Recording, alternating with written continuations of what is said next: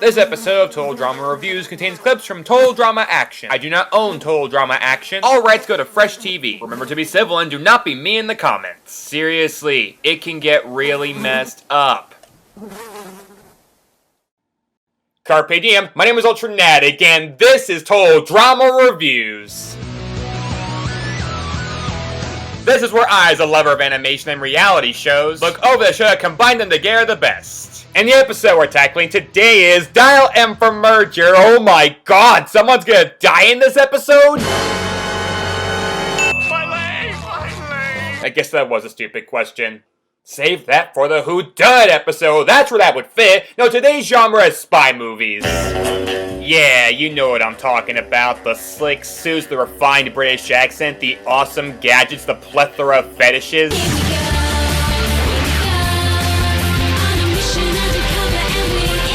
Yeah, I watched that growing up too. I've admitted worse things about myself. Regardless, this is a very popular genre of television and movies, with several big franchises falling under it. And the idea of challenges being spy-themed has several possibilities, especially since other incredibly popular anime properties have spy elements as well. So will this episode be as sophisticated as The Kingsman? Or will making this a good episode be the real Mission Impossible? Well, call me, beat me if you want to reach me, I still love that theme song. This is Dial M for Merger. So, remember how in the last episode, Lashana got caught trash-talking the other contestants and nearly got eliminated for it, but through passionate complimentary cheering was able to win at least her team over and presumably the other contestants too? Well... I keep eating like this, and my booty's gonna get bitty. What's a girl gotta do? I've said I'm sorry about that teensy spa lie 1,000,000 times. That's the only million Lashana will ever see. My lawyers are working on it right now. Well, this makes perfect sense. I'll just leave this alone. No, it doesn't, and no, I won't. First, I get it. You're all ticked she said these things about you behind your backs. Get over it! Because not only is that typical of reality shows... I would say that Dan is socially inept in a lot of ways. I don't know if he's a former fatty or why he wasn't liked as a child, but deep down inside, he's a little kid that's seeking approval. But Lashana is not even the first Total Drama contestant guilty of this. The people here sucked. They were nothing but a bunch of backstabbing, manipulative. Everyone else on the team is pretty useless. Two-timing, fame-hungry. If I have to hang around these two for much longer, I'll throw myself off a cliff. Really weird, psychotic, redneck, overbearing, dim-witted. I've got flip-flops with more brains than her. Goody-goody, know-it-all. Is it me, or is Izzy just one crazy bird? Party-obsessed jerks. So if Lashana is getting backlash for saying mean things in confessionals, why not these guys? And what Gwen got booed for in the second aftermath doesn't count. And second, with its own subset of problems, this line. And that's the only million Lashana will ever see. My lawyers are working on it right now. Yeah, for all the Courtney haters out there annoyed that I haven't properly read her to filth, you'll get a surplus of that here.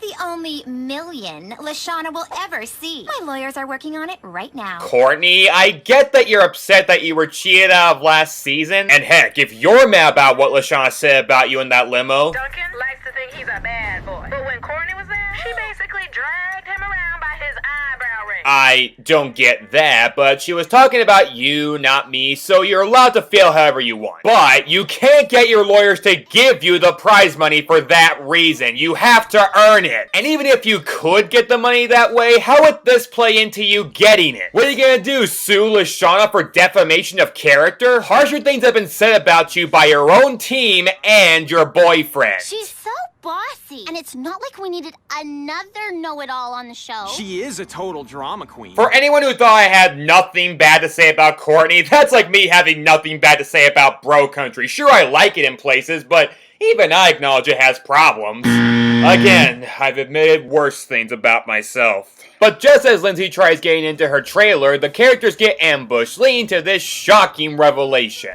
I always knew the producers were mean, but now I think they're actually trying to kill us. My leg!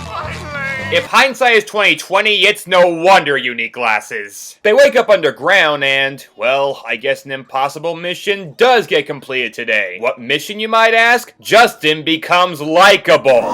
Yeah, I can hardly believe it myself, but it does happen here because for once, Justin has to actually do stuff in this episode. Why? Well, you know how Justin thinks he only needs to rely on his good looks to win the game this season, resulting in him being lazier than Patrick Star in Dreamland? Is there something I can do where I won't get grease on my epidermis? My butt needs its beauty rest. I am forbidden from any form of jumping that might strain my, assets. You know, Patrick, this is a dream. You can do anything you want. Nope. I mean anything. And remember that running gag where Justin thought any minuscule damage to his face and body made him look ugly? Ah! My precious cheekbones! There's a scratch! My face can't continue to take all this abuse! I give up. There's no way I'll get that skincare line endorsement now. Well, they bring that running gag back, but not only do they make it pretty funny. It's gonna be alright. Just focus on my calming beauty and soothing complexion. Oh, I'm hideous! But it also forces Justin to think he needs to use his brain for once to progress through the game. Now that I'm a hideously deformed circus freak, I have to rely on my brains to win this thing. You hear me, brain? Yeah, I'm speaking to you. Although the irony is that his brain doesn't really play much of a part in his performance this episode as much as dumb luck, but we'll get to that. I am a hideous beast! Nobody will ever hire me now. My modeling career is over. I'm ugly as sin. But beautiful's out, ugly's in. Hey! Where is my PDA? Trying to steal it again, I see. No, I was just trying to give it back. Swearsies! Courtney, I don't care that Beth did steal it last episode. Woody Allen would be calling you paranoid. Welcome to the Cloak and Dagger world of spy movies, man and woman. Dude, what's with the bad Jamaican accent? Jamaican? More like Japanese. No, Swedish. French. Kinda sounds Italian to me. Hello, it's Russian, and I should know, because I am an actor. Okay, where do I even begin with this one? 1. Is that a hologram of Chris being shown there? Look at him, he was flickering at the beginning. 2. It's Russian, and I should know, because I am an actor. Ah yes, we have evidence of you displaying your acting abilities. It's not badminton, it's goodminton. Heck, it's great-minton. Yeah, you are such an actor that you pronounce the word actor the same way Adora pronounces pretty much every other common word. I'm a triple major. Scholars, historian, academy that we all go to. And 3, oh, that's a hilariously problematic and insulting mishmash of accents. Welcome to the Cloak and Dagger world of spy movies, man and woman. Yeah, I'm getting a mixture of Chef Gusteau and the cast of Cool Runnings in that dialect. Dude, what's with the bad Jamaican accent? Jamaican? More like Japanese. No, Swedish. French. Kinda sounds Italian. It's no wonder the contestants are confused about your accent. I don't even think you've decided on one. Welcome to the Cloak and Dagger world of spy movies, man and woman. I'll pay you $1 to shut up.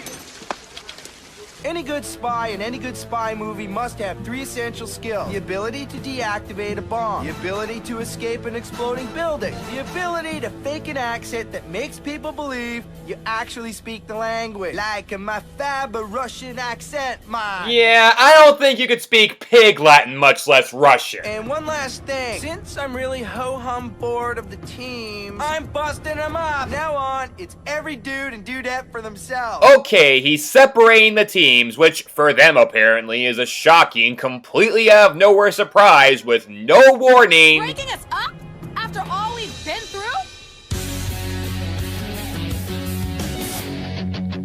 Life begins after school. That's when we bend all the rules. In a place where we belong. I'm 16, starting to find my way. Got a new job, gonna start at the mall today. love that theme song, but what did any of that have to do with anything? Okay, listen, I get that Total Drama and 16 are two of Canada's most popular and marketable cartoons, especially knowing that they became big staples of Cartoon Network when distributed to them. And I even know that in the future, 16 has some actual relevance to this franchise in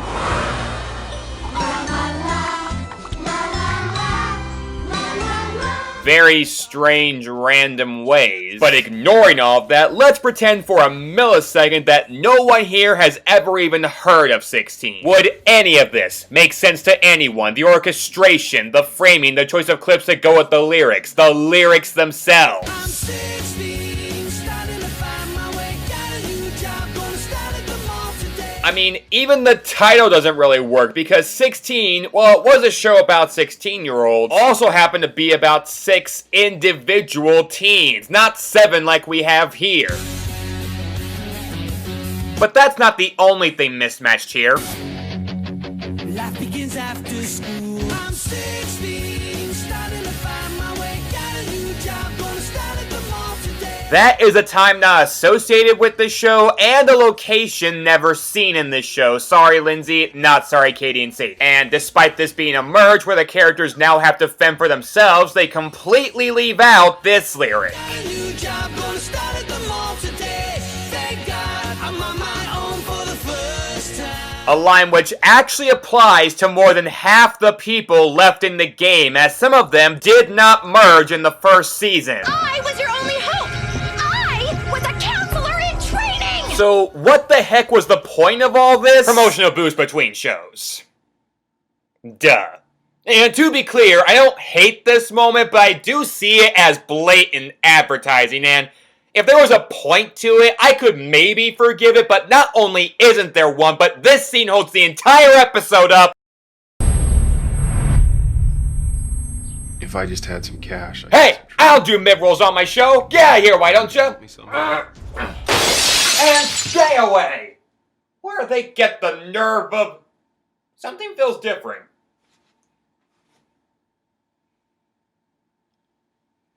Not bad. Not bad at all. Maybe I could use this shirt in my future Total Drama reviews. Let me know what you think in the comments below. How do we get out of here? I say we go this way. Ow! Not again. I am really loving this cliche of random unfortunate things happening to characters and then following it up with not again. It tells you so much about these characters without spewing forth a lot of exposition. Not again. Yeah, that showed that Chef has at one point shot a girl, presumably and hopefully with a paintball gun. And this scene shows that Lindsay has, more than once, walked into a fake entrance / exit. I say we go this way. Ow! Not again. Whoa! Over here! Way to go, Justin! Good eye. Cool. Awesome! The first part of the Spy Movie Challenge. See that case in the middle of the room? You have to get whatever's inside, cause you're gonna need it for part 2 of the challenge. Easy smash and grab. I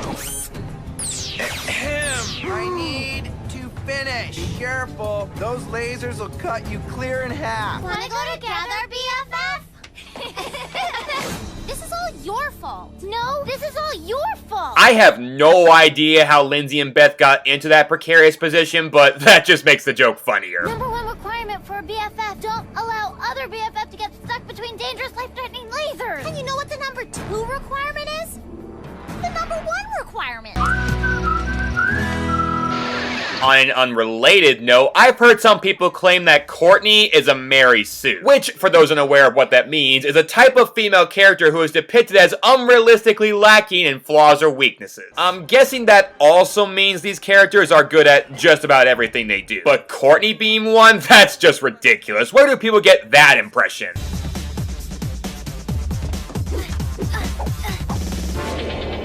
If I were a wolf, I'd howl. Ah, what the heck. Ow! For those who still think Courtney's rules aren't an advantage, it's either that, or she's a better gymnast than Sky. A much less entertaining Mary Sue if you ask me, but let's focus on the here and now. We get more of Justin's dumb luck. Mirror, mirror in my hand, who is the smartest one of all? Oh good, the not a rhyme button still works. As well as the remaining gaffers finally solidifying an alliance. How about we form a secret alliance? If we vote together, we'll all make it to the final 3. Although the arguments for this alliance forming are actually less convincing than the past. Like, look at this logic. The 3 of us working together, solve problems. There aren't enough rare Tress-killing yellow 1855s in the world to ever make me work with him. The Tress-killing yellow 1855 is the rarest stamp in the world, worth over $2 million. Harold, forget your stupid stamps. 3 words. 1 million dineros. But Harold just mentioned there weren't enough $2 million stamps to get him to work with Duncan, but a mere $1 million seals the deal? And yes, I know he's exaggerating, but this gag will not die until this show learns better math skills than the Scarecrow. Sum of the square roots of any 2 sides of an isosceles triangle is equal to the square root of the remaining side. That's a right triangle and a hypotenuse. Your mission was in vain! Okay, so now what? Grab whatever's around and smash it open. That's odd. Just a weird gun thingy and some wire cutters. Okay, Mabel Pines, tell this simpleton what she's holding. Chris fakes them out with a mock detonation countdown. Yeah, because if he wouldn't let the characters drown, he'd definitely let them blow up. But after telling the characters they do need to escape here, he then gives them a proper countdown of 30 seconds. A very long 30 seconds, which actually lasts over 2 minutes. I counted. Use the zip line to get out of here. What are we waiting for? Not so fast. What do I hear for a ride to freedom? You gotta be kidding. You're willing to bargain with our lives? Duh. Oh yeah, remember that shit she tried to pull in Total Drama Island? Where she demanded the $1 million in exchange for the lives of 4 people? Courtney, save us! Pull us up! Give me the case and I will! You wouldn't let us fall to our deaths! Oh, yes I would! I don't even like you very much! Well, let's crank that up to 7. I share the prize money with you 50-50 if you win. What? This is yet another scene that has like a dozen issues. Starting with, admittedly something minor, but I don't have it in me not to bring this up. But the characters try offering up other things to her first, and Beth mentions this. My French maid's outfit? What? I played a French maid in the school play. There is only one reason they gave sighs of relief there. It's because of the obvious other explanation for her having a French maid's outfit. At least we have an idea of why Bray's attracted to her 2-timing ass now. Second, after Courtney makes this offer, Chris butts in. I knew there was a reason we picked Courtney. She's nasty. Picked her? Picked her? Picked her! Your treasure hunt ends here. Wait a minute! I want to be on season 2! Tut, tut, tut.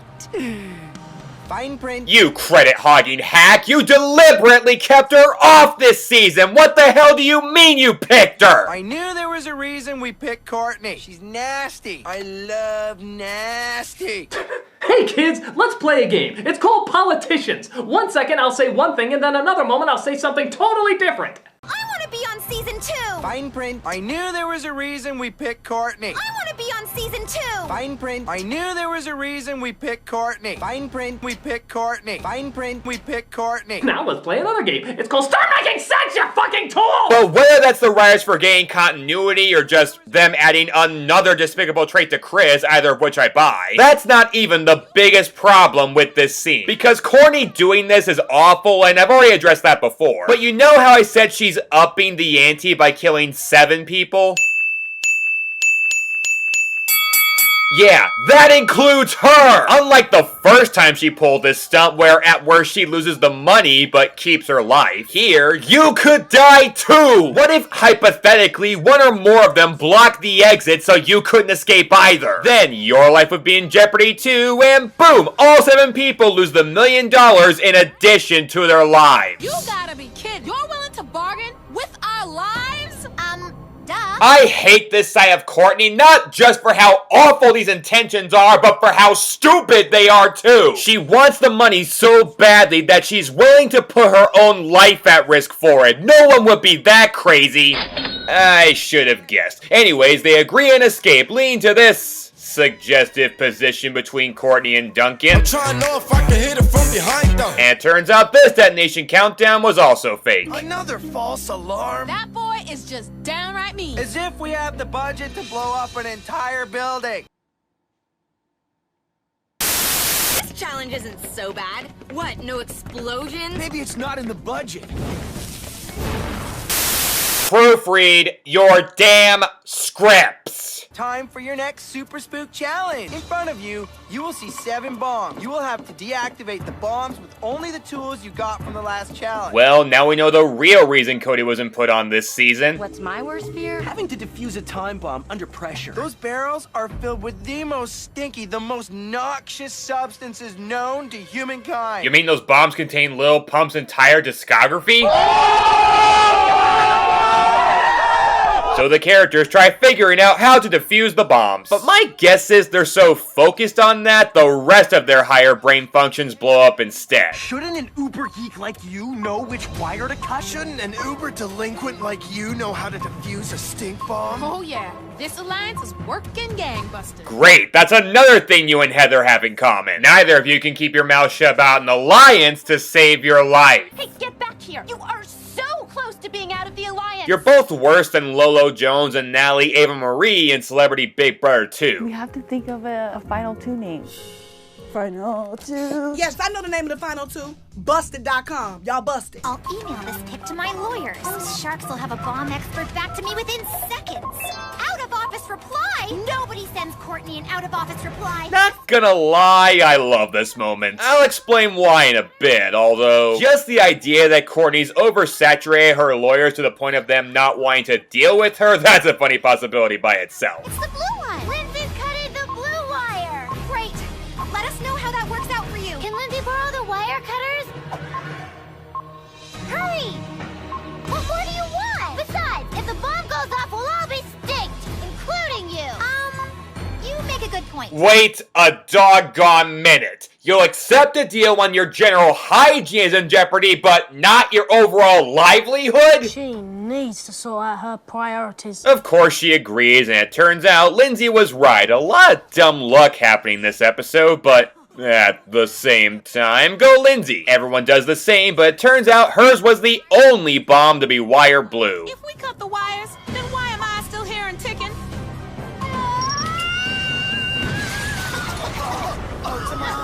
Obviously, we're not gonna wire each bomb exactly the same way. That would be way too easy for our production crew. I'll admit that's a decent twist, but why didn't they try cutting the rest of the wires then? The countdowns were still going on, why not just leave no stone unturned here? And before anyone gives me the whole the bombs will immediately blow up if the wrong wire is cut argument, no they won't, because they all cut the wrong wire and their bombs just kept ticking. Rain, we are so over. So yeah, they forgot a pretty crucial cliche in this setup. Along with obvious solution number 50, just run as far away as possible from the bomb. It made sense when Cody didn't do it, or at least it should have had the Ryan and phobia factor been good, but it makes no sense here. Sure you don't want to come with me? So beautiful, I'm gonna stay. Good luck. Oh, and speaking of not making sense... Excuse me, don't I get a de-stinking bath too? You'll get the juice when you nix the 50-50 split. You wish. Okay then, have a nice life with everyone shunning you. Fine, deal's off. Courtney, if you really do have ambitions to become a lawyer, please seek another career field, because you have no idea how to bargain. Come to think of it, why are you even bargaining? Can't you just force your way into the tub? If you can overpower Duncan, you can easily overpower all the other people there, even all together. You'll get the juice when you nix the 50-50 split. Ha! Not on your life. Have a nice life with everyone shunning you. Fine, deal's off. Don't bother, your personality alone would make people shun you, even if you smelled like that part of Raven's mind where her happy side is. I think this might be where air fresheners come from. Also, remember when Courtney's lawyers didn't pick up her call right when she needed them to get the schematics to the stink bomb she couldn't defuse? You gotta be kidding. You're willing to bargain with our lives? Duh. A few minutes later. Out of office reply? Nobody sends Courtney an out of office reply.